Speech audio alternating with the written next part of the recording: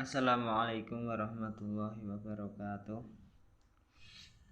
Perkenalkan, nama saya Syarifuddin Hidayatullah. Saya dari kelas A15 ingin mempresentasikan materi kuliah usul tarbiyah yang dipandu oleh dosen Mbak Mukhlisin MPD. Ya, ini langsung saja kita ke materinya. Ya, materi ini tentang ruang lingkup usul at-tarbiyah yang dipandu oleh Bapak dosen Pak Mukhlisin dari Universitas IAIN Syekh Nurjati. Terus kita langsung saja menuju selanjutnya, yaitu pengertian usul at-tarbiyah. Nah, usul itu secara bahasa yaitu landasan, dasar atau pokok. Terus at-tarbiyah adalah pendidikan Islam. Terus kemudian kalau secara terminologi itu adalah usul tarbiyah adalah landasan pendidikan Islam yang menjadi dasar kependidikan Islam. Jadi secara mudahnya usul tarbiyah adalah sesuatu ilmu yang mana itu adalah dasar pendidikan Islam. Ya, jadi dasar pendidikan Islam dapat disebut juga dengan usul tarbiyah. Oke, lanjut selanjutnya. Dalil at-tarbiyah itu ada dua, yaitu Al-Quran dan hadis. Memang sebagai dasar pendidikan Islam itu memang ada dua, yaitu Al-Quran dan hadis. Kenapa hanya Al-Quran dan hadis? Karena dua sumber ilmu ini adalah langsung dari Allah dan Rasulullah. Tidak ada campur tangan manusia lain. Terus kita langsung saja membahas tentang Al-Quran. Al-Quran adalah wahyu yang diturunkan kepada Nabi Muhammad untuk seluruh umat manusia.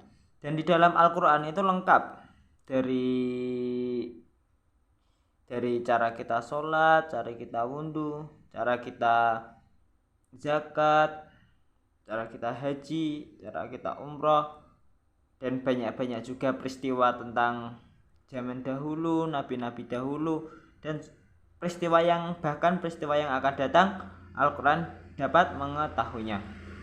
Kemudian hadis adalah dalil Rasulullah atau ucapan Rasulullah yang mana itu menyempurnakan dalam Al-Quran.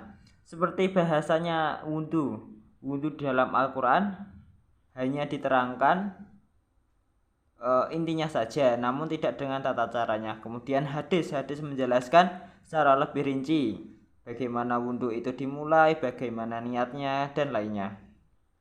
Dan kedua, hukum ini menurut saya adalah hukum yang tidak bisa diganggu gugat dan sudah pasti dalam ajaran agama Islam. Selebihnya kalau bisa kita ambil hadis itu hadis yang sahih. Kalau ya bisa lebih baiknya sahih. Kalau hasan mungkin tidak kuat, tapi lebih baik kita ambil yang hadis sahih. Lanjut selanjutnya yaitu di dalam Quran surat Al-Imran ayat 79 yang berbunyi Bismillahirrahmanirrahim. Maka nali basyarin ayyutiyahul kitaba wal hukma wan nubuwata tsumma yaqula lin nasi kunu ibadali min dunillahi walakin kunu rabbaniyina bima kuntum tu'allimunal kitaba wa bima kuntum tadrusun. Artinya, tidak mungkin bagi seseorang yang telah diberi kitab oleh Allah serta hikmah dari kenabian, kemudian dia berkata kepada manusia, jadilah kamu penyembahku, bukan penyembah Allah. Tetapi dia berkata, jadilah kamu pengabdi Allah karena kamu mengajarkan kitab dan karena kamu mempelajarinya. Nah, dalam ayat ini dijelaskan bahwasanya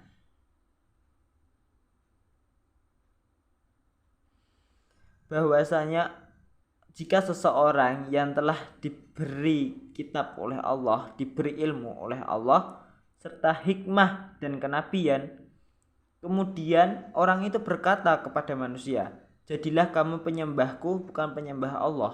Lah.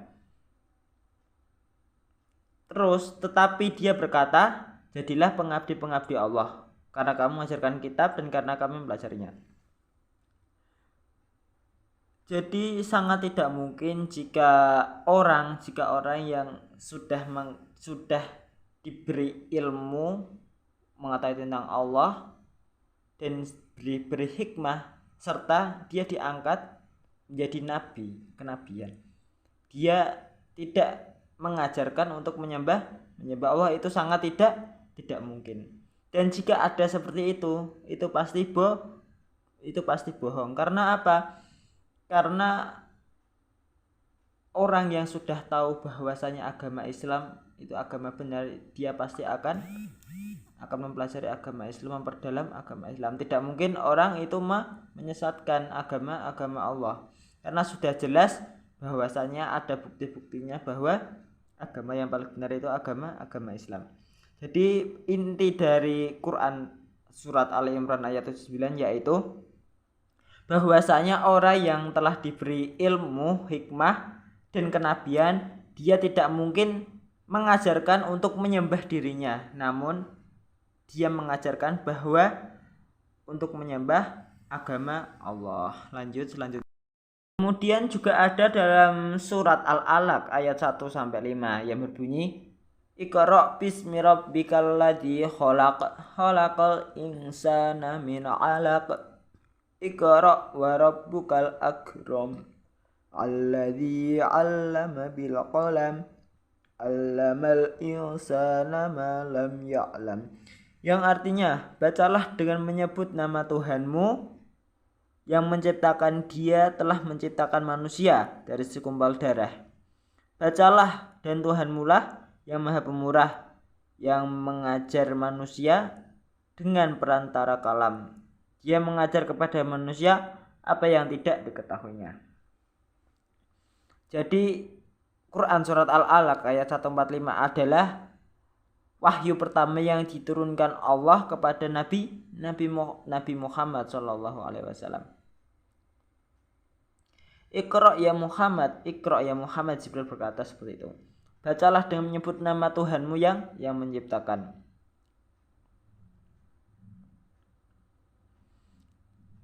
Kalau saya ambil kesimpulan dari dari Quran surat Al-Alaq ini, yaitu bahwasanya Allah tuh memberitahu kepada Nabi Muhammad dan kita semua bahwasanya yang menciptakan manusia adalah Allah Subhanahu wa taala. Dan Allah menciptakan manusia itu dari segumpal darah. Kemudian Allah juga menjelaskan bahwasanya Allah itu zat yang maha pemurah. Kemudian yang mengajarkan manusia dengan perantara kalam, dengan perantara ucapan kepada Jibril, kepada Nabi Muhammad, Iqra ya Muhammad seperti itu. Kemudian dia mengajar kepada manusia yang tidak diketahuinya. Jadi Allah mengajarkan kepada kita bahwasanya kita masih banyak yang tidak tahu, yaitu tentang ketuhanan, tentang akhlak, tentang keimanan. Ya, kemudian cukup sampai ini, mungkin kita lanjut selanjutnya. Terus hadis riwayat Hakim, mana khala walidun waladan min nakhlin afdhala min adabin hasanin. Artinya, tiada suatu pemberian yang lebih utama dari orang tua kepada anaknya selain pendidikan yang baik. Jadi bahwasanya hadis riwayat Hakim ini menjelaskan tidak ada pemberian lebih utama dari orang tua kepadanya selain pendidikan yang baik. Nah, kenapa tidak ada pemberian yang baik selain pendidikan? Pendidikan dalam kata ini ilmu ya. bahwasanya di dalam hadis juga disebutkan tolabul ilmu faridatun ala kulli muslimin. Menuntut ilmu itu wajib hukumnya bagi orang muslim. Kenapa pendidikan sangat penting dalam Islam? Karena apa? Dengan pendidikan kita terhindar dari kebodohan.